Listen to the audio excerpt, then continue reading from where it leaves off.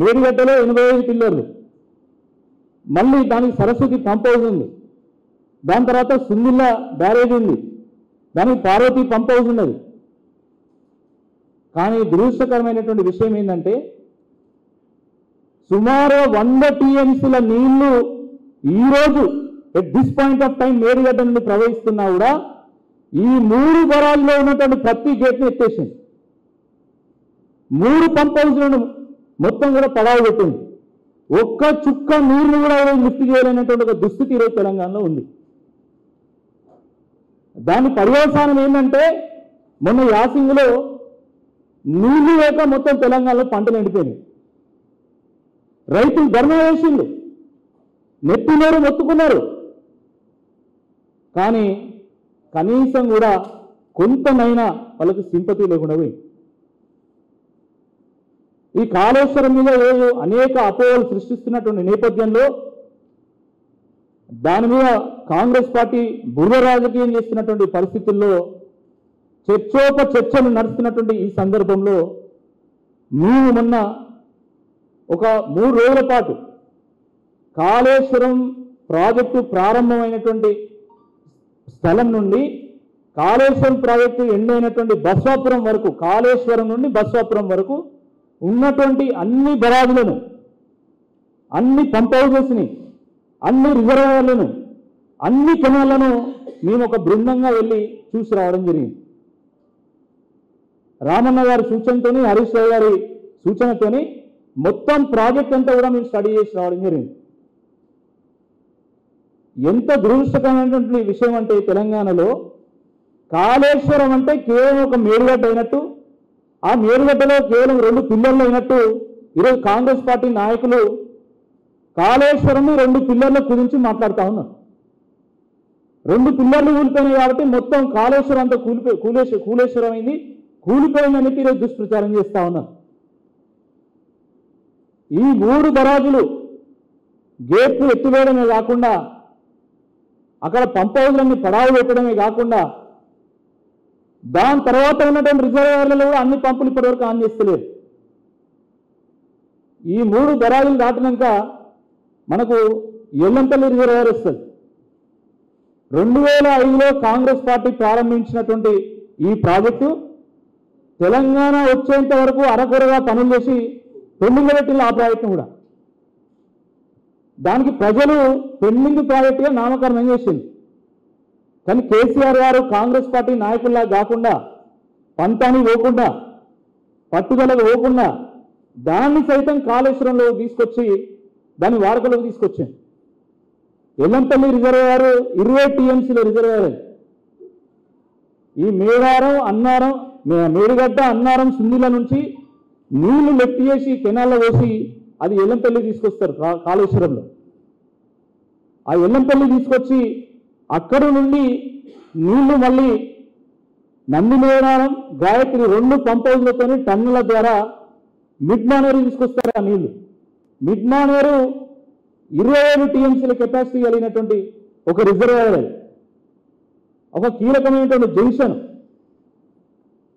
ఆ మిడ్ మానేరు నుండి మళ్ళీ నీళ్లు అన్నపూర్ణ రిజర్వాయర్, ఏది వేములవాడ దగ్గర ఉన్నటువంటి అన్నపూర్ణ రిజర్వాయర్. అన్నపూర్ణ రిజర్వాయర్ నుండి నీళ్లు రంగనాయక్ సాగర్, సిద్దిపేట దగ్గర ఉంటుంది. రంగనాయక్ సాగర్ దగ్గర నుండి మల్లన్న సాగర్ దుబ్బాకలో ఉంటుంది. మల్లన్న సాగర్ నుండి కొండపోచమ్మ దగ్గరికి, కొండపోచమ్మ రిజర్వాయర్ గజ్వేల్లో ఉంటుంది. కొండపోచమ్మ రిజర్వాయర్ నుండి గంధమల్ల రిజర్వాయర్ అది ఆలేరులో ఉంటుంది. మళ్ళీ మల్లన్న సాగర్ నుండి ఇటు బస్వాపూర్ భువనగిరిలో ఉంటుంది. ఎంత బృహత్తరమైనటువంటి ఒక ప్రాజెక్టు ఒకసారి అర్థం చేసుకోండి. ఎక్కడ గోదావరి, ఎక్కడ భువనగిరి. ముందుకు వెళ్తున్నటువంటి ప్రాణహితకు కేసీఆర్ గారు ప్రణమిల్లి, నా తెలంగాణ దశాబ్దాల పాటు గోసబడ్డది, నా రైతులు కన్నీళ్లు వారుస్తున్నారు, మా ప్రాంతం కరువుతో అల్లాడుతూ ఉంది, కొట్టుమిట్టాడుతూ ఉంది, దయచేసి గోదావరమ్మ మా ప్రాంతాన్ని సస్యశ్యామలం చేయవమ్మా అని చెప్పి ప్రణమిల్లి వేడుకొని ఆ ప్రాణహితకు వెనుకడుగులు నేర్పించి ఆ గోదావరి జలాలను చెయ్యి పట్టుకొని మొత్తం తెలంగాణ అంత తిప్పి తెలంగాణలో ఉన్నటువంటి 10 జిల్లాల్లో 8 జిల్లాలకు గోదావరిని నడిపించి నదులకే నడక నేర్పించినటువంటి నాయకుడిగా కేసీఆర్ గారు ఘనత వహించడం జరిగింది. దీన్ని కాంగ్రెస్ పార్టీ నాయకులు గుర్తుపెట్టుకోవాలి. 60 ఏళ్లలో మీరు చేయలేంది 6 ఏళ్లలో సుసాధ్యం చేసి చూపెట్టినటువంటి నాయకులు కేసీఆర్ గారు. అలాంటి కేసీఆర్ గారి మీద ఈరోజు ఎన్ని అభాండాలు, ఎన్ని రకాలుగా అవమానపరిచేటువంటి కార్యక్రమాలు చేస్తా ఉన్నారు. కేసీఆర్ గారు వారి కాళ్ళు కాళేశ్వరం నీళ్లతో కడిగి నెత్తిన వేసుకున్నా కూడా కాంగ్రెస్లో పాపం పోదు. ఎందుకంటే ఒకనాడు ఆత్మహత్యలకు నిలువు ఈ తెలంగాణ, వలసలకు కేంద్రం ఈ తెలంగాణ, అరిగోసకు కేంద్రం తెలంగాణ. అలాంటి తెలంగాణను గోస నుండి విముక్తి చేయాలని చెప్పి ఆ ముక్తేశ్వరుడి దగ్గర ప్రాజెక్టును ప్రారంభించి తెలంగాణను సస్యశ్యామలం చేస్తే ఈరోజు కేసీఆర్ గారి మీద అవాక్కులు చెవాక్కులు పేలుతా ఉన్నారు. మేము వెళ్ళినాం, మేము కాళేశ్వరంలో ఉన్నటువంటి ప్రతి బరాజు, ప్రతి రిజర్వాయర్, ప్రతి పంప్ హౌస్ చూసినాం. ఆ బరాజుల్లో ఒక్కొక్క పిల్లర్ని వేస్తూ ఉంటే ఒక్కొక్క అమరవీరుడి కోసం కేసీఆర్ కట్టినటువంటి ఒక స్తూపంలాగా, అమరవీరుల స్తూపంలాగా కనబడ్డది మాకు. అక్కడ ఉన్నటువంటి ఒక్కొక్క బాహుబలి మోటార్లు ఇస్తూ ఉంటే ఒక కేసీఆర్ కానీ, ఒక కాళోజీ కానీ, ఒక జయశంకర్ కానీ ఏ రకంగా తెలంగాణ కోసం తపన పడ్డాడో ఆ తపనను ఆ బాహుబలి మోటార్లలో మేము చూసినాం. ఆ పంపౌల దగ్గర పరవళ్ళు దక్కుతున్నటువంటి గోదావరి జలాలను చూస్తూ ఉంటే ఆ రోజు తెలంగాణ కోసం సకల జనుల సమ్మెలో సబ్బండ వర్గాలు వచ్చి జై తెలంగాణ అని ఏ రకంగా నినదించినాయో ఆ జలాలు కూడా ఆ నినాదాలతో బయటకు వస్తున్నాయని చెప్పి భావించినాం. అంత అద్భుతమైనటువంటి ఒక ప్రాజెక్టును కేసీఆర్ గారు రూపకల్పన చేసింది. ఈరోజు కాళేశ్వరం కూలేశ్వరం అయిందని మాట్లాడతారు. మరి నిజంగా కాళేశ్వరం కూలేశ్వరమే అయితే ఈరోజు సింపుల్ ప్రశ్న వేస్తున్నాం మేము. కాళేశ్వరం కూలేశ్వరమే అయితే మరి ఇదే రేవంత్ రెడ్డి గారు గంధమల్లకు వెళ్ళి అక్కడ ఎందుకు శంకుస్థాపన చేసిన గంధమల్ల రిజర్వాయర్ కని అడుగుతున్నాం. ఇదే రేవంత్ రెడ్డి గారు ఎందుకు మల్లన్న సాగర్ నుంచి మేము నీళ్లు తీసుకొచ్చి గండిపేటలో పోసి ఆ గోదావరి జలాలతో మూసి ప్రక్షాళన చేస్తామని చెప్పిండో ఒకసారి సమాధానం చెప్పాలని మేము కోరుతున్నాం. ఒకవేళ కాళేశ్వరం కూలేశ్వరమే అయితే మరి ఈ రిజర్వాయర్ నుంచి వచ్చేటువంటి నీళ్లు ఎక్కడికి పోతున్నాయని అడుగుతున్నాం. పాకిస్తాన్ పోతున్నాయా, అయితే బంగ్లాదేశ్ పోతున్నాయా, ఎక్కడ పోతున్నాయో చెప్పాలి. ఈ పొంగులేటి గారు, ఈ తుమ్మల గారు, బట్టి గారు ఆ పంపౌల దగ్గర నోళ్ళు అప్పగించి మొత్తం నీళ్ళని మిగుతాలా మరి ఎక్కడ పోతున్నాయో చెప్పాల్సినటువంటి అవసరం ఉందని చెప్పి ఈ సందర్భంగా గుర్తు చేస్తున్నాం. ఒక్క ఎకరం కూడా వారలే, కాళేశ్వరం వల్ల ఒక్క ఎకరం కూడా పారలే అన్నటువంటి కాంగ్రెస్ పార్టీ నాయకులు మరి ఈ పంపౌల నుంచి వచ్చేటువంటి నీళ్లు ఏ దేశానికి పోతున్నాయి, ఏ రాష్ట్రానికి పోతున్నాయో ఒకసారి చెప్పాలి. అసలు ఇవి కాళేశ్వరం నీళ్ళే కాదన్నటువంటి వీళ్ళు మరి ఈ నీళ్లు గంగ నుంచి వచ్చినాయా, బ్రహ్మపుత్రం నుంచి వచ్చినాయా, కావేరి నుంచి వచ్చినాయా ఒక్కసారి చెప్పాల్సినటువంటి అవసరం ఉంది. కాకతీయులు గొలుసుకట్టు చెరువులు కడితే కేసీఆర్ గారు గొలుసుకట్టు రిజర్వాయర్ నిర్మాణం చేసిండు. ఒక రిజర్వాయర్ తర్వాత ఇంకో రిజర్వాయర్, ఇంకో రిజర్వాయర్ తర్వాత మరొక రిజర్వాయర్. ఈ రకంగా కాళేశ్వరం నుండి మొదలు పెడితే బస్వాపురం వరకు 15 రిజర్వాయర్లు నిర్మాణం చేసి ప్రతి రిజర్వాయర్ దగ్గర ఒక పంపు పెట్టి దిగువ ప్రాంతం నుంచి ఎగువ ప్రాంతానికి నీళ్లు ఎత్తిపోసింది. ఇంత అద్భుతమైనటువంటి ప్రాజెక్టు ప్రపంచంలో ఎక్కడ లేదు.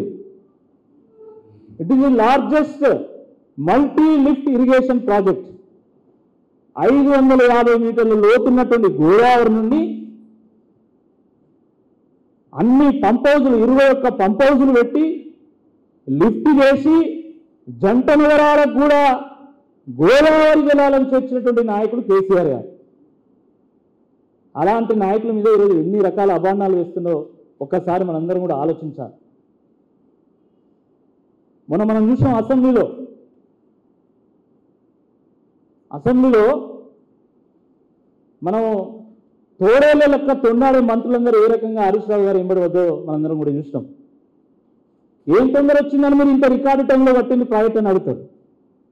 అసలు కొంచెమన్నా జ్ఞానం ఉందా?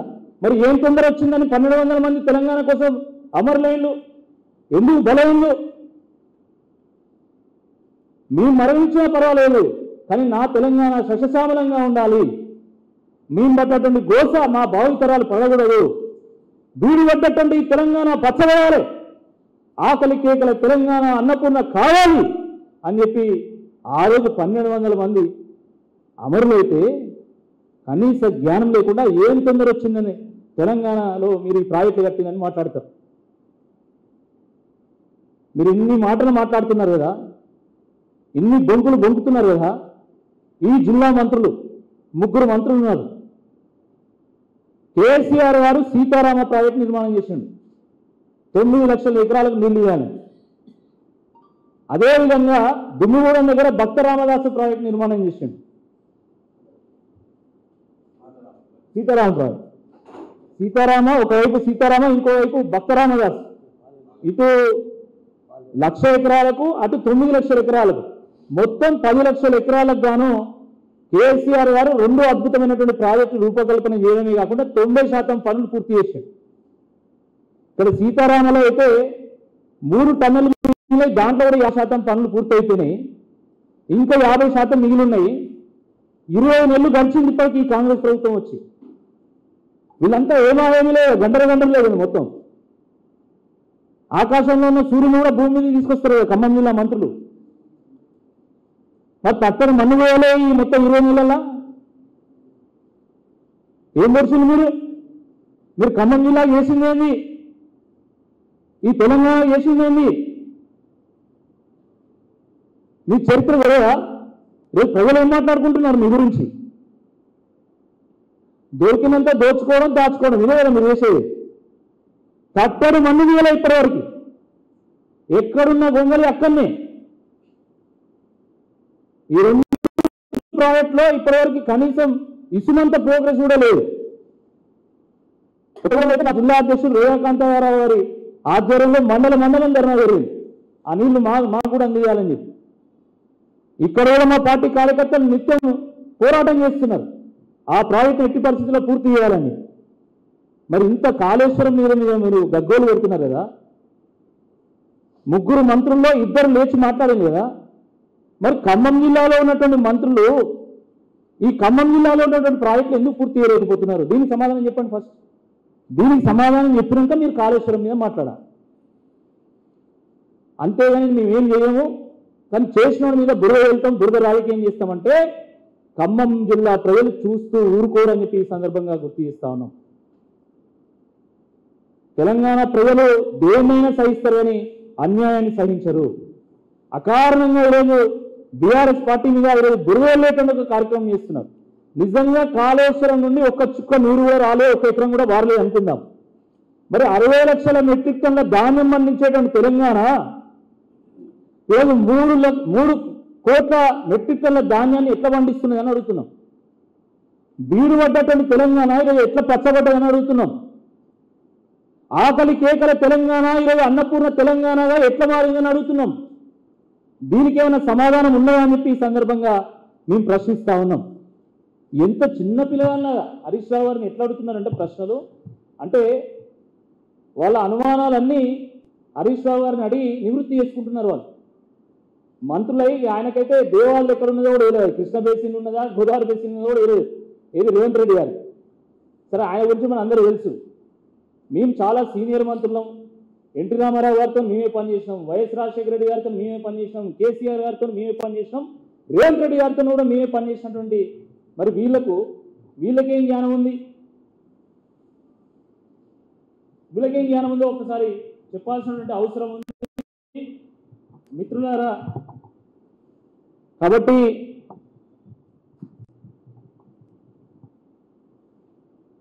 హరీష్ రావు గారిని అడిగినటువంటి ప్రశ్నలు అది చూస్తే నవ్వొస్తున్నాయి.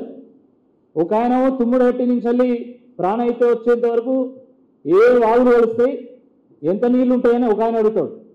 ప్రాణహిత దగ్గరనే ఎందుకు కట్టిందని ఇంకో ఆయన అడుగుతాడు. ఇంత అంటే ఒక నది ఇంకో నది కలిసిన తర్వాత ఆ 2 నదుల ప్రవాహం ఎక్కువ ఉంటుందా తక్కువ ఉంటుందా? ఒక నది ప్రవాహం కంటే 2 నదుల ప్రవాహం ఎక్కువ ఉంటుంది తక్కువ ఉంటుంది. కామన్ సెన్స్ సంబంధించినటువంటి ఇది అంశం. ఇది దీనికి ఇంజనీర్ కావాల్సిన అవసరం లేదు, టెక్నీషియన్ కావాల్సినటువంటి అవసరం లేదు. తుమ్మిడిహట్ట దగ్గర ఎందుకు కట్టలేదంటే అక్కడ కేవలం 80 టీఎంసీల నీటి అవైలబిలిటీ ఉంది. ఇక్కడ ప్రాణహిత దగ్గర కాళేశ్వరంలో ప్రాణహిత కలిసిన తర్వాత 280 టీఎంసీల నీటి వినియోగం ఉందని చెప్పి అది కేసీఆర్ గారు భావించి ఇక్కడ ప్రాజెక్ట్ కట్టింది. ఈ కనీస జ్ఞానం లేకుండా కేవలం రాజకీయ కారణాలతోని ఈరోజు కేసీఆర్ గారిని బీఆర్ఎస్ పార్టీని ఇరుకున పెట్టేటువంటి ప్రయత్నం చేస్తూ ఉన్నారు. దీన్ని మానుకోవాలి. తెలుసుకోకపోతే తెలుసుకోవాలి. కాళేశ్వరం అంటే మేడిగడ్డ అనేటువంటి అవగాహన మీకున్నది, అది సరికాదు. కాళేశ్వరం అంటే కేవలం మేడిగడ్డలో ఉన్నటువంటి 2 పిల్లర్లు మాత్రమే కాదు. కాళేశ్వరం అంటే ఒక ప్రాజెక్టు మాత్రమే కాదు.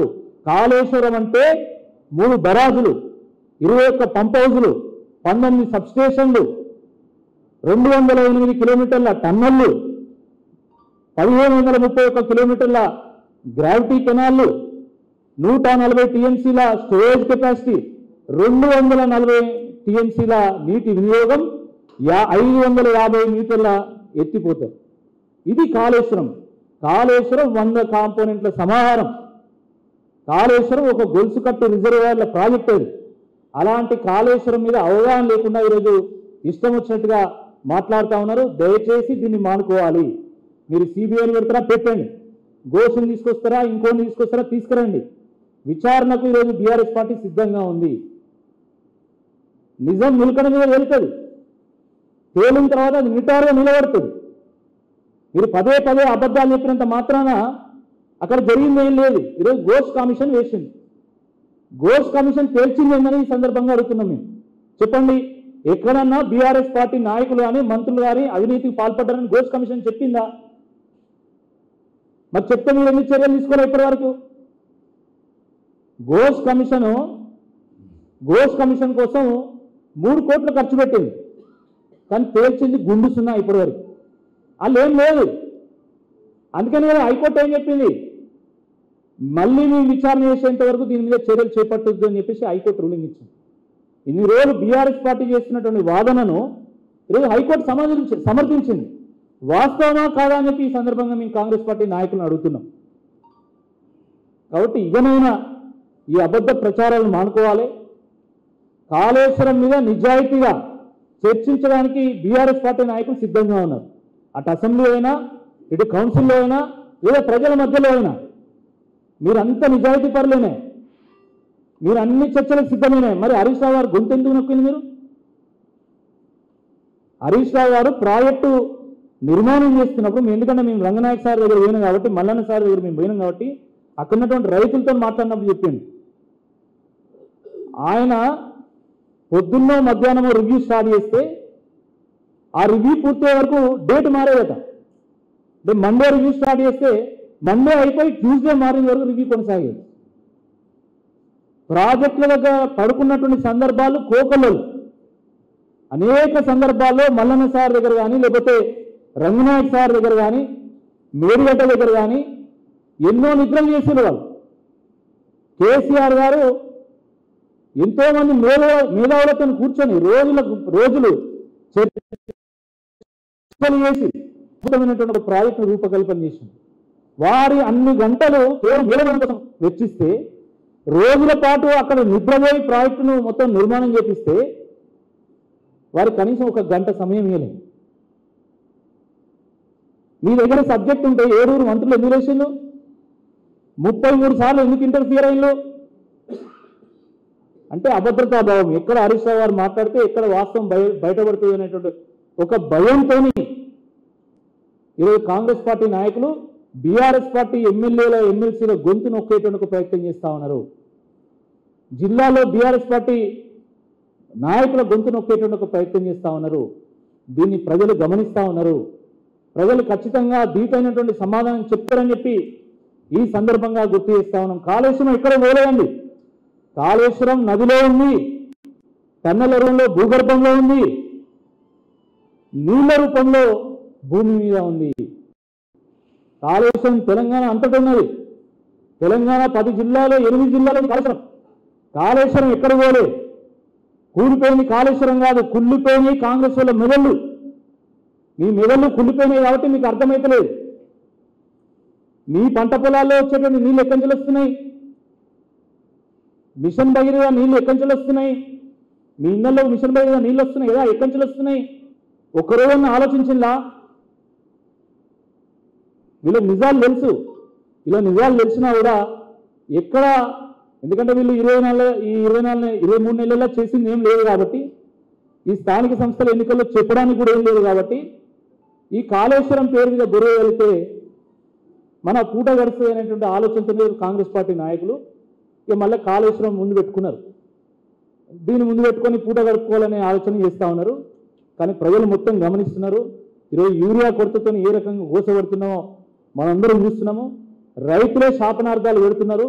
ఎప్పుడు ఎన్నిక వస్తుందా, ఎప్పుడు కరు కాల్చి రేవంత్ రెడ్డి గారికి వాత పెట్టాను అని చెప్పి ఎదురు చూస్తున్నారు. తప్పకుండా దీని మీద ప్రజల్ని చైతన్యవంతం చేస్తాం. ఊరూరా కాళేశ్వరం మీద అవగాహన కల్పిస్తాం. ఊరూరా రైతుల విషయంలో ఏ రకంగా మరి కాంగ్రెస్ పార్టీ ప్రభుత్వము మోసం చేస్తుందో కూడా తప్పకుండా వివరిస్తాం. రాబోయేటువంటి రోజుల్లో ఈ స్థానిక సంస్థల ఎన్నికల్లో బుద్ధి చెప్తామని చెప్పి ఈ సందర్భంగా మేము హెచ్చరిస్తా ఉన్నాము. తెలుగులో న్యూస్ కి ఫాస్టెస్ట్ యాప్ ఇప్పుడు టోటల్లీ న్యూ అవతార్లో జస్ట్ 5 seconds లో కంప్లీట్ న్యూస్. సోషల్ మీడియాలో ట్రెండ్స్ కి one stop solution. Live TV app voice search option తో ఇప్పుడే డౌన్లోడ్ చేయండి లేదా అప్డేట్ అయిపోండి. యాప్ లింక్ డిస్క్రిప్షన్ లో ఉంది.